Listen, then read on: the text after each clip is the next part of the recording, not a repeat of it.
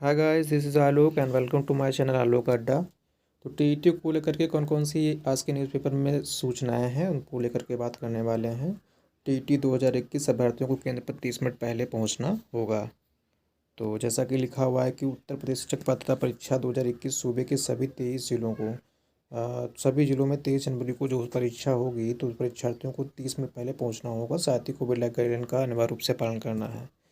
तो कहने का मतलब यह है कि परीक्षा अपने नियत समय पर हो रही है। जिले में 183 केंद्रों पर परीक्षा हो रही है, तो ये भी आपको ध्यान रखना है। सभी परीक्षा केंद्रों पर हमारा कोविड जो डेस्क है वो भी अनिवार्य कर दी गई है। इसके अलावा बैठक भी इसके बारे में हुई है, तो ये आपको ध्यान रखना है कि प्रार्थियों को पहुंचना होगा 30 मिनट पहले। आप यहाँ पे भी देखने को पा रहे होंगे कि रविवार को होने जा रही जो शिक्षक पात्रता परीक्षा है तो उसमें लिखा हुआ लाइव सर्विलांस नहीं होगा। सर्विलांस के बजाय परीक्षा नियामक प्राधिकारी कार्यालय ने सभी केंद्रों पर लगे सीसीटीवी कैमरे की पूरी रिकॉर्डिंग मंगवाने का फैसला लिया है, तो ये भी आपको ध्यान रखना है।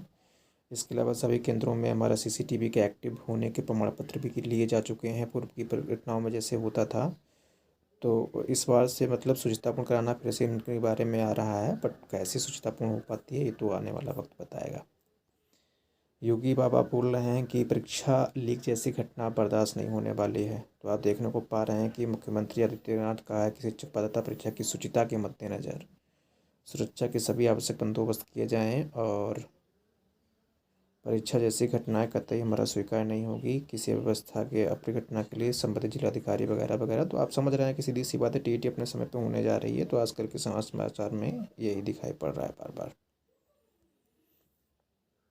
इसके अलावा आप इसमें एक और न्यूज़ देखने को पा रहे हैं कि जो नीट पीजी है उसमें अन्य पिछड़ा वर्ग ईडब्ल्यूएस कोटा बरकरार है। सुप्रीम कोर्ट ने इसको हरी झंडी दे दी है कि सुप्रीम कोर्ट ने केंद्र को सरकार को अन्य पिछड़ा वर्ग और आर्थिक रूप से जो हमारा ईडब्ल्यूएस लोगों के लिए मेडिकल की ऑल इंडिया पीजी सीटों पर 27 और 10% आरक्षण के लिए हरी झंडी दे दी है। तो शीर्ष अदालत ने अपने फैसले में कहा कि आरक्षण का मेरे से कोई टकराव नहीं है और इसके वितरणी प्रभाव को हमारा भी दिखाता है। तो ये आपको ध्यान रखना है। इसके अलावा आपको देखिए एक इम्पोर्टेंट न्यूज़ और भी है कि 23 जनवरी को होने वाले यूपी टीईटी में अभ्यर्थी जो हैं वो ऑनलाइन डाउनलोड किए हुए प्रवेश पत्र की लगभग कितनी प्रति 5 से 6 प्रति। तो ये आपको ध्यान रखना है कितनी प्रति लेके जानी है, 5 से 6 प्रति। और जब ये लेकर जाएंगे तभी आप निःशुल्क यात्रा कर पाने में सक्षम होंगे, तो ये आपको ध्यान रखना है।